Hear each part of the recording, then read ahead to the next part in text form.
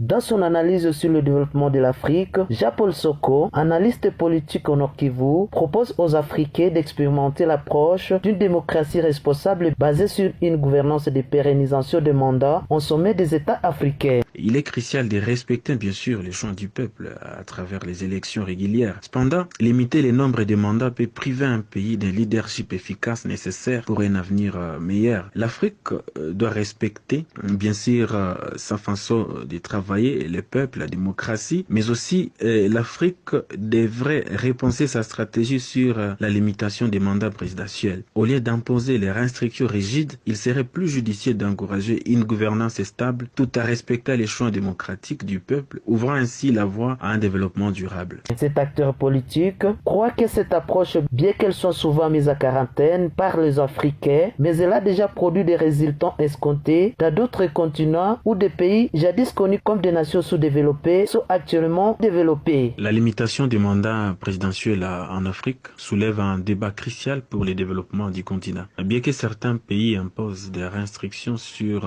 le nombre de mandats, cela peut engendrer une instabilité politique et un manque de vision à long terme, freinant ainsi le développement durable. Prenons l'exemple de la Chine sous Jinping au pouvoir depuis 2012. Sa continuité au pouvoir a permis l'élaboration de projets ambitieux et des réformes économiques audacieuses, propulsant ainsi la Chine au rang des grandes puissances mondiales. De même, la Russie, avec Vladimir Poutine au pouvoir depuis 2001, a instauré une politique stable qui a redressé son économie après les crises des années 1990. L'absence de limitations sur les mandats a permis une gouvernance cohérente et stratégique. En revanche, dans plusieurs pays africains, l'enquête des renouvellements constants du leadership engendre souvent une instabilité où les dirigeants se préoccupent plus de leur survie politique et du développement durable. Cela peut intensifier les tensions sociales lorsque les gouvernements semblent être déconnectés des besoins vraiment de la population. La gouvernance africaine pour un bon nombre de pays est souvent dans l'intérêt des dirigeants et les peuples sont toujours souvent laissés dans les oubliettes. Goma, Emmanuel Kassere Kabine Viking pour votre radio. Dans son analyse sur le développement de l'Afrique, Jean-Paul Soko, analyste politique au Nord Kivu, propose aux Africains d'expérimenter l'approche d'une démocratie responsable basée